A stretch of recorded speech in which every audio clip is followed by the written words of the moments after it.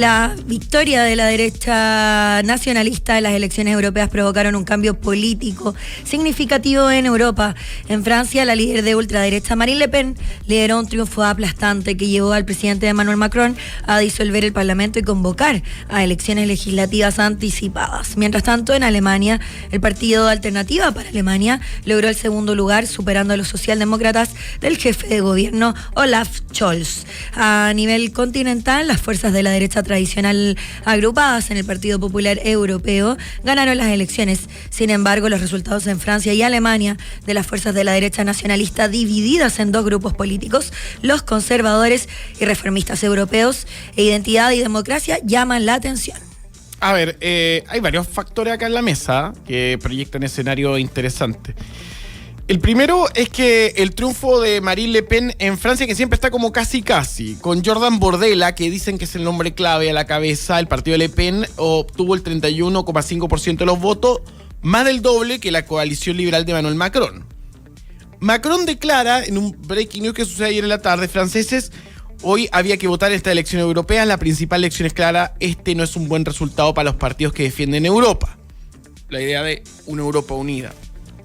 Hay avances notorios de la derecha nacionalista y o ultraderecha en Alemania, Italia y Austria. En Alemania los cristianodemócratas, que son los demócratas cristianos, como tú quieras llamarlo, se situaron como la primera fuerza política. Pero la extrema derecha, la AfD, logró el segundo lugar. Solo como para poner en plano qué es la AfD. Esto me lo contaba un amigo que vivió en Alemania. Cartel. Una guagua, ojos azules y pelo rubio, y al lado el mensaje: en peligro de extinción. Vota AfD. Alternativa para Alemania. Ese es el tono. Ese es el tono de la campaña. En Italia, la formación nacionalista Hermanos de Italia llegó al 28%, logrando el primer lugar. En Austria, la ultraderecha consiguió un resultado histórico con 27%, que otorgó la victoria a Die Freiheitliche Partei der Reis. Es difícil. Te sale increíble. Creo que estoy bien, no voy mal encaminado. Sí. Saludo a la embajada de Alemania, que quiero darle un agradecimiento, aprovecho de darle un agradecimiento. La próxima semana me voy becado ¿Verdad? a Alemania. Me intentaré conectar con ustedes, vamos a continuar el estudio. Porque ya van a ser eso de las 3, 4 de la tarde, pero he sido invitado como periodista a la iniciativa llamada Global Forum, de la Deutsche Welle, que intenta hablar y conversar respecto a los desafíos del periodismo global por la labor que ejecutamos acá, Copano.news, lo que estamos haciendo en turno, etcétera, como productor y generador de tecnología. Así que estoy muy contento. Muchas gracias, Alemania. Quizá, en todo caso, es la última vez que dejan pasar, porque como está de pesado todo, Sebastián Flores Moga, ¿cómo la ves? La rebeldía se volvió de derecha, dijo Pablo Stefanoni en ese bestseller que sacó hace ya 3 años, el 2021, y que es un libro que yo recomiendo leer para entender esta ola neoconservadora que ya no es nueva. Ya llevamos casi una década desde que Donald Trump empezó a urgirse como una alternativa, y ya no una alternativa, sino que una realidad palpable para las democracias liberales occidentales representativas. Y lo que pasó este fin de semana en Francia, donde por fin Marine Le Pen, en un nuevo intento, por fin ahora sí logra llevarse por harto el triunfo en estas elecciones, el 31,5% de los votos, dobló casi a Emmanuel Macron. Y me parece que al decir que la rebeldía se volvió de derecha, quiere decir que los progresismos, el status quo, pasó a ser parte de esta centroizquierda liberal, catalogada de woke por estos mismos grupos, que parecen ser el establishment. O sea, la lucha por los derechos de las mujeres, la lucha por las identidades de género, la lucha por los pueblos originarios, por el medio ambiente, pareciera ser para personas que votan a los grupos de ultraderecha, todas cosas que trizan de poco a poco la idea de Occidente. Y en ese quebrar la idea de Occidente, desde bajo su punto de vista, surgen ideas como, por ejemplo, la teoría del reemplazo. Una teoría que estos grupos dicen que grupos musulmanes, grupos afroamericanos, personas provenientes de los otros dos grandes imperios que hay en el mundo, que son China y Rusia, estarían reemplazando la sociedad occidental. Bueno, bajo otro prisma, uno podría decir que la sociedad occidental está siendo destruida por estos grupos de ultraderecha que con neofascismo, autoritarismos, que ven de la mejor tradición del nazismo, el fascismo, mezclada con una creatividad centennial, millennial del buen uso de memes, dan vida a esta nueva derecha radical que pareciera ser Adriano Rivadeneira, historiador, podcaster, que están ganando en muchas plazas en el mundo. Buen día, Buen Adriano. día, Adriano. Por favor, el análisis de lo que sucedió anoche, porque tú estás muy impactado. Lo veíamos anoche en la cobertura de las elecciones primarias que te integramos para poder contar este breaking news. Y ya con la data en la mesa, ¿cuál es la proyección? La proyección es que los 75-80% de los partidos europeos en este minuto son de derecha. Y de derecha no moderada.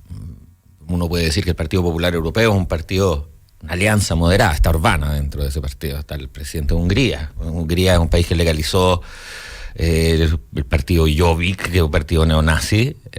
Hay poca libertad de prensa, me consta.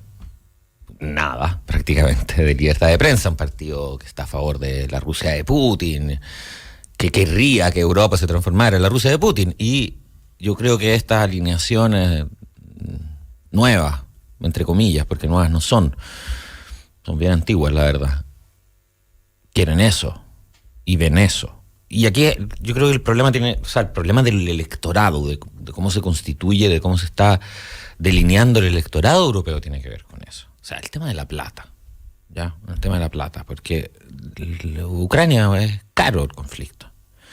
Y tú estás peleando en Ucrania a favor de una facción que está perdiendo la guerra y que es impopular, y que es mucho menos popular que Putin. O sea, yo vi a ministros de Meloni con la polera de Putin en Rusia. Vi a los de Alternative für Deutschland siendo financiados ilegalmente por partido Nueva Rusia, ya no sé cómo se llama ese partido horrendo de Putin. Así también los partidos de extrema derecha en Austria. En Bélgica cayó el gobierno, ¿eh? En Bélgica ganaron los flamencos, que son como un pantano, ya, con 5 personas ganaron. Y los otros, el primer ministro salió llorando ayer, dando dimisiones. Y Macron, que es muy bueno y es muy hábil, los mandó a la mierda a todos. O sea, es el primer presidente francés que dice, ¿saben qué? Chao. O sea, véanla. Y le dio la apuesta a Le Pen. Yo creo que fue súper hábil. Yo creo que Olaf Scholz, que es el canciller alemán, debería hacer lo mismo. En el fondo, si tú te quedas ahí inmóvil, viendo este escenario, sobre todo Olaf Scholz, que no es el segundo, es el tercer partido en Alemania. O sea, el primero son los conservadores de derecha, Merkel, que no es izquierda y no es democracia cristiana, aunque tengan el nombre Cristo ahí metido en el nombre. Ese es un partido de derecha. Es un partido de Alemania del Este, que su núcleo son en Alemania del Este, que es donde vota la derecha. Y desde ahí mismo sale Alternative für Deutschland,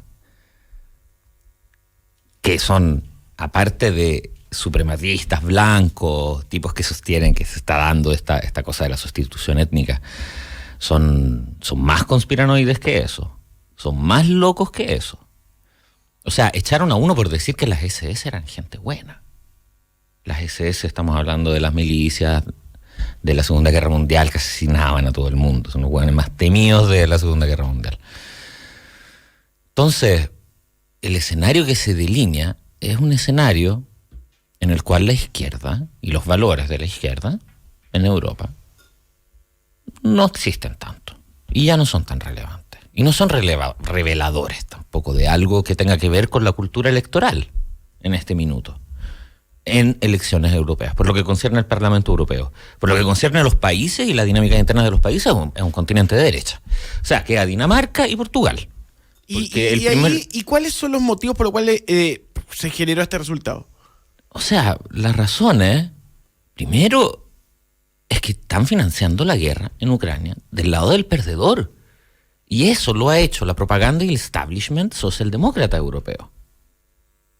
Y eso es así. Y lo segundo es que, bueno, también está la dinámica de regiones contra ciudades, ¿no? Francia, el voto es abrumador en ese sentido. Uno ve los núcleos urbanos de Francia. Es algo parecido a lo que pasa en Estados Unidos con Trump. Veis los núcleos urbanos importantes, París, Marsella, Lyon, Bordeaux. Ahí Macron, la izquierda, Mélenchon, algo. Todo el mundo rural vota Le Pen. Y eso en Francia es así desde hace mucho tiempo. Pero ahora se está dando por primera vez en los sistemas electorales, en las grandes elecciones. Y eso es, yo creo que primero es por esnovismo, Nicolás. Yo creo que lo que ocurre ahí es que todo el progresismo está impulsando unos valores, porque el voto fue súper valórico también. Están impulsando valores hace mucho tiempo, valores con los que yo estoy de acuerdo. La libertad de expresión, el aborto, la eutanasia, los derechos LGBT, la ecología, que es un gran tema en esta mesa. Y eso a los europeos no les interesa. No les interesa. No es prioridad.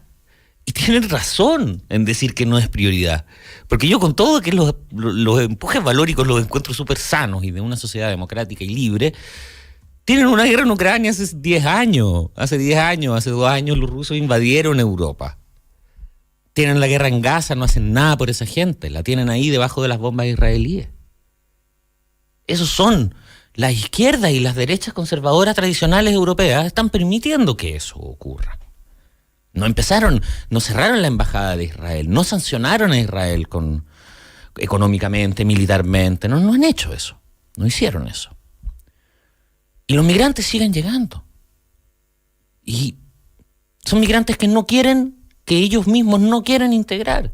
Porque si estamos de acuerdo con el hecho de que esto está pasando ahora y es algo nuevo, entonces ha gobernado una derecha tradicional, moderada, y una izquierda tradicional, moderada, en estos últimos 20 años de Unión Europea, que eso es lo que llevan dando el Parlamento Europeo, no me parece que los migrantes estén integrados en la sociedad francesa, en la sociedad británica ex Europa, en la sociedad italiana y en la sociedad alemana. No me parece. No es lo que dicen en el barrio, no es lo que ocurre en los barrios. Hay barrios en Bélgica donde el 70% es población migrante y hay tribunales islámicos. ¿Por qué yo, que soy belga, voy a votar a favor de eso? ¿Por qué voy a seguir votando a los mismos políticos y los mismos partidos que me trajeron esto? Y esto lo deben estar pensando muchos. Estos partidos de derecha son antiglobalización, son antiliberales y son antineoliberales. Esa es la confusión que hay con las extremas derechas de acá, ¿no? Que Milei cree que estos son amigos. No son amigos. Estos tipos son anti-OTAN, son anti-atlantistas y antiglobalistas. ¿Por qué no quieren competir? No quieren que sus campesinos compitan plantando tomates con los de Túnez, con los de Turquía, que cuestan la mitad. Y la mano de obra cuesta la mitad. Estáis ganando 2 veces. Entonces los grandes capitalistas y empresarios europeos están ganando 3, 4 veces externalizando la productividad. Y la gente se ha quedado sin pega. A los productores de leche en Francia les pagan para no producir leche, para que quede claro. Y eso es denigrante para una persona que trabaja la tierra. ¿Ok? Y eso pasa en toda Europa, en todos los países de Europa. Y los europeos, por esnovismo, dejaron atrás a estas personas. Es el mismo esnovismo de los neoyorquinos con los gringos. Es el mismo esnovismo. Y el resultado es este. Es un resultado rencoroso, además. Porque estamos hablando de un partido neonazi. Alternative für Deutschland son los pelados. ¿Ok? Y los locos. No son un partido de extrema derecha común y corriente. O sea, es la extrema derecha. Son los pelados que te pegan, esos que te pegan en el bar. Son los que te van a sacar la chucha al Los bar. neonazis. Sí. Claro. Y eso del 32% es Alemania. Estamos hablando de Alemania. Estamos hablando de un país que vende sus estampillas de época nazi pegando un scotch para que no se vea las svásticas. Son así de maniacales con la weá. Y ahí tenía este partido el 32%. ¿Ok? Le Pen, Front National, es algo antiguo, sí, pero son como los procolonialistas. ¿Ok? Son los partidos que nos querían decolonizar Argelia. Esos somos. Eso es. esta cuestión. Ahora la Meloni es una chupamedia, y yo lo siento decirlo así, pero Italia es un país chupamedias, va a ir donde gane, porque es el único partido de derecha popular, populista, que se pueda decir, que es atlantista además, o sea, que es a favor de los gringos. Todos estos otros quieren a los gringos afuera de la suma, los quieren afuera de la suma para poder aliar con Putin, porque se chatearon de los gringos, se chatearon de la OTAN, ¿okay? Eso también es así. Por lo demás, o sea, esto es de derecha, dejando de lado las extremas derechas, ¿ya? El Partido Popular en España ganó en Francia. Había un gobierno de derecha en Francia, Macron es un hueón de derecha, ¿ya? Y Le Pen le ganó. En Bélgica de derecha, en Holanda Wilders, derecha. En Gran Bretaña no está en la Unión Europea, es un país de derecha. El presidente es un neoliberal. Polonia es de derecha, Eslovaquia es de derecha, Eslovenia es de derecha, Croacia es de derecha, Austria extrema derecha, Alemania derecha extrema derecha. Ese es el lugar. Oye, bueno, la votación de los jóvenes, que millennial y votantes primerizos de la generación Z, son el rango que más se inclinan por estos partidos. Es un dato importante. Lo mismo sucedió en Argentina con Milei.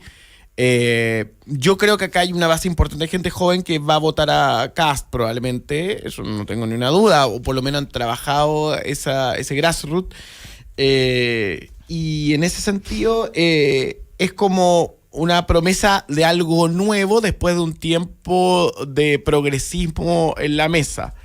En Bélgica, y se renunció el primer ministro belga, lo mismo sucede con Macron, y algunos dicen que puede pasar en Alemania. Es que Alemania tiene Pero tengo una pregunta sobre eso.